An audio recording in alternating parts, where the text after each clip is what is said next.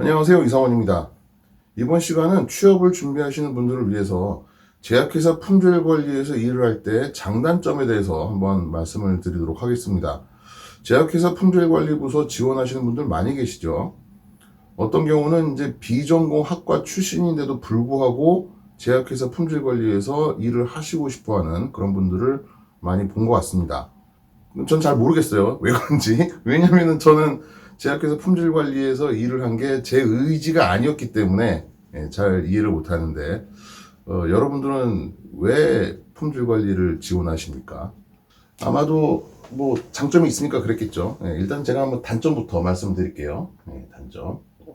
이건 뭐 순수하게 제가 느끼는 제 머릿속에 제 생각일 뿐이에요. 그러니까 그냥 참고는 하십시오. 자, 첫 번째 단점은요. 이 제약회사 품질 관리는 주로 이제 분석 일을 한다고 그랬습니다. 시험 분석이죠. 그 분석 일을 하다 보면은 이게 내가 회사에서 어떤 그 수비수 같은 역할, 그러니까 영원한 수비수, 영원한 수비수 같은 그런 느낌이 듭니다. 무슨 얘기냐면은 수비수 중에서 외야수예요. 야구를 보면은 이제 그 외야수들이 있잖아요. 상대편 타자가 공을 딱 쳤어요. 그러면은 공이 이제 높게 쫙 이제 플라이볼이 이제 만들어졌습니다.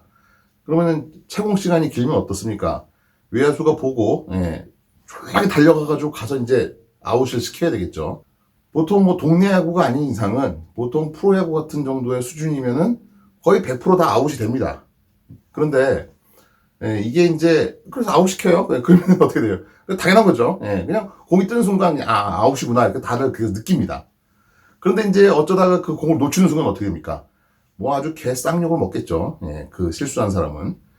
이게 그 분석하는 입장에서는 꼭 그런 거예요. 그러니까 분석 시험을 해서 결과를 내잖아요. 그러면은 이거는 당연한 거예요.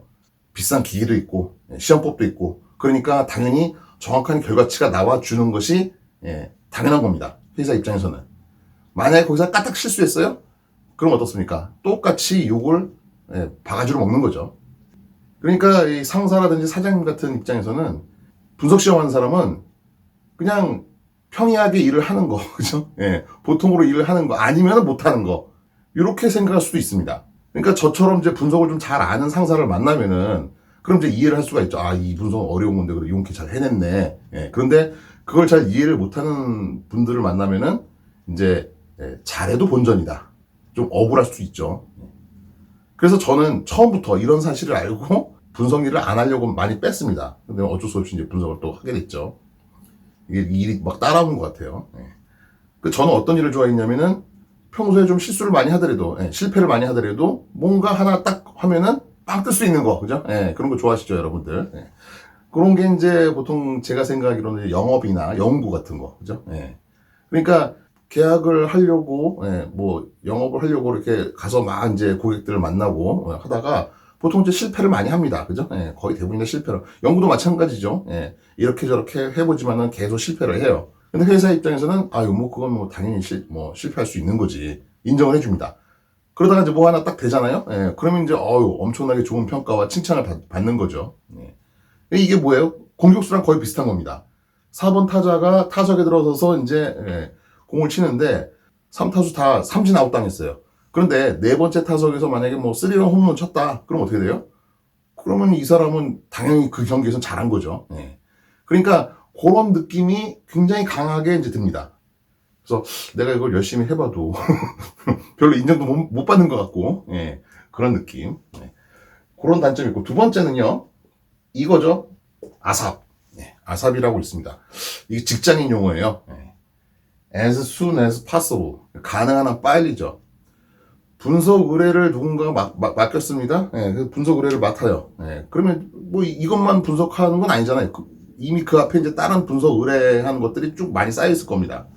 그러면은 물어봐요, 이제. 이거 언제까지 해드릴까요? 그럼 물음이 필요 없습니다. 어차피 의뢰하는 사람은 무조건 빨리 해달라고 합니다. 의뢰하는 사람 입장에서는 빨리 결과를 알고 싶은 거죠. 그러니까,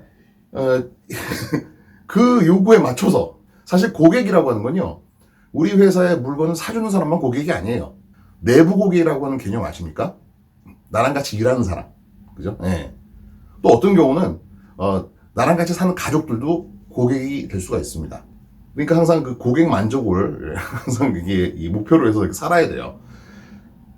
그러니까 이 내부 고객을 만족을 시키려면은 하여간 하루, 한 시간이라도 빨리, 1초라도 빨리 결과를 내주려고 이제 일을 하다 보면은 일이 한도 끝도 없어요. 예, 본인이 시간을 조절하지 않으면 늘 야근입니다. 그런 좀 단점이 있죠. 제가 전에 이제 그 품질 관리 일을 한창 할 때, 제약회사에서 할 때, 그냥 작은 회사였어요. 예, 안산에 있는 한 작은 제약회사인데, 원료의약품이나 뭐 이제 이런 것들, 주로 중국에서 이제 많이 원료를 가져다가 뭐, 가공을 해가지고 뭐 판다든가 아니면 그 자체적으로 뭐 이제 주사제도 만들어 팔고 하는 그런 회사였는데, 뭐 매일 야근이죠. 예, 뭐 품질 관리에서 일을 하는 사람이 뭐, 그때 이제 실제로 실험한 사람이 2명밖에 없었어요. 그러니까 제가 그때 과장 직급인데도 불구하고 매일 실험을 하는 거죠. 매일 실험하고 문서 쓰고. 그때는 QC, QA 개념, 이 구분도 없어요. 예, 제가 QC, QA 다 하는 겁니다. 예. 그런데 야근을 마치고 이제 집에 가려고 하는데, 그러니까 그때 야근이라고 하는 게 보통 10시 반, 뭐 이제 이쯤 끝나가지고 이제 빨리, 허겁지겁 차 끊길까봐 이제 빨리 가야 되죠. 안산에서 잠실까지 가려면은 2시간씩 걸리니까요. 근데 집에 가려고 이제 가방을 메고 이제 하는데 전화가 와요. 받아보니까 상무님이야. 어? 상무님하고 사장님 중국 출장 가신 걸로 알고 있는데 중국에서 전화한 거예요. 그래서 조금 있으면 원료 그 샘플이 올 거니까 그거 빨리 입도 분석해서 빨리 결과 알려줘. 예, 이러는 겁니다. 이거 좀 제가 퇴근을 지금 안 하면은 차가 끊기는데 내일 하면 안 되겠습니까? 내일 아침 일찍 해서 바로 알려드릴게요. 안 된다고 그러죠. 예, 못 참습니다. 그거 그 다음 하루 넘겼다고 그래서 뭐 사업이 잘못되거나 뭐 이런 거 아닌데, 예, 하여간 급해요. 우리나라 사람들이 성질들이 세계에서 제일 급합니다. 그러니까 유럽 애들이 보면은 우리나라에서 뭐 분석 결과 이렇게 하는 거 보면은 분석하는 시간, 기간 이런 거 보면은 놀라 자빠져요. 예. 프랑스, 독일 이런 애들은요, 보통 보름에서 한 달 걸립니다. 뭐 하나 맡기면은, 분석이. 근데 우리나라는 어때요? 일주일도 길다고 그러죠. 예. 그러니까 지금까지는 이 우리나라 사람들이 이 급한 성질 때문에 그나마 경제가 많이 발전을 하고 선진국에 이제 들어왔어요. 그러면 선진국에 들어왔으면 이제 속도전에만 너무 치우치지 말고, 이제 좀 이런 일의 품질, 일의 결과에 대한 품질도 좀 생각을 해야죠. 그때 그래가지고 그거를 분석을 하는데 입도 분석을 해달라고 그래가지고, 입도 분석이 뭐냐면은 이제 그 원료의 그 과립이나 아니면 입자, 그죠? 그런 이제 분말의 입자 크기를 이제 이렇게 분석을 해내는 거죠. 가장 원시적인 방법이 이제 뭐냐면 채를 가지고, 그죠? 채를 가지고 이제 이렇게 채를 쳐서 이제 보는 거예요. 그러니까 시브라고 그러죠?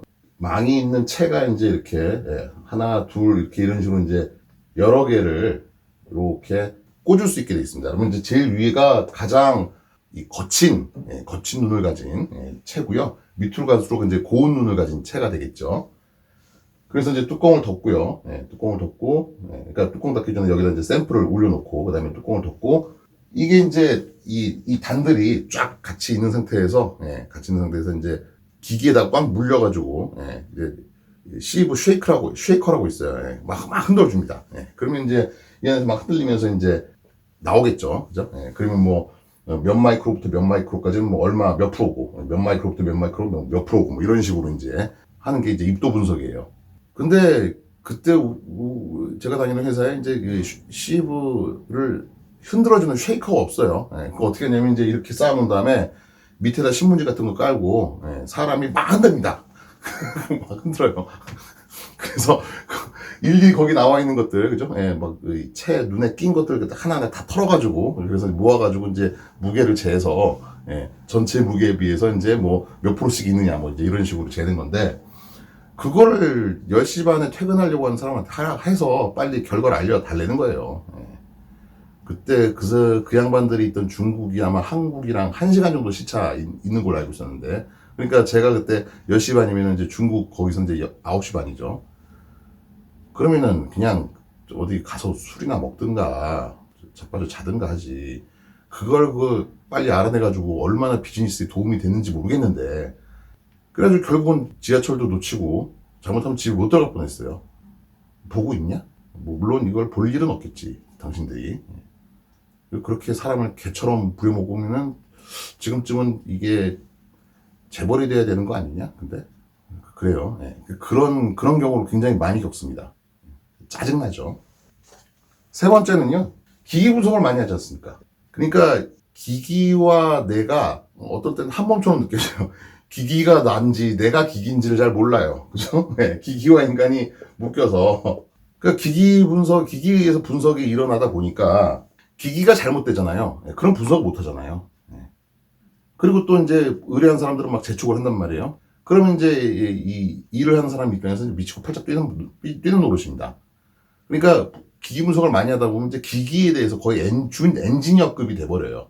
기기 고장난 거 다 보고 자기 스스로 이제 막 엔지니어 뭐 불러도 바로 못 오죠. 예, 그 사람들도 당연히 다른 회사에 AS하러 다닐 거 아니에요. 예. 또 엔지니어 또 전화해가지고 또 물어보려고 그래도 또 그런 사람이 한둘이겠습니까? 예, 그 사람들도 피곤하죠. 그러니까 전화도 잘 안 받죠. 그러니까 제 유튜브 채널에도 이제 보면은 그런 사람들 많잖아요. 예, 뭐 기기 뭐 이런 거 막 저한테 막 물어보고 그죠? 예. 이게 다 급해서 그런 거예요. 급하고 생각대로 기기는 안 돌아오고 빨리 분석은 해야 되겠고 예, 다 이해를 합니다. 네 번째가 이제 제일 치명적인데 품질에 대한 책임을 져야 되는 부서라는 거죠. 사실 전체적인 책임을 지는 건 이제 품질 보증이긴 한데 적어도 품질 관리에서 이제 시험을 하니까 시험 결과에 대한 책임은 확실하게 져야 되는 거고요. 만약에 시험 결과에 대해서 잘못 시험을 해서 부적합 제품이 적합으로 해가지고 나갔는데 문제가 생겼다.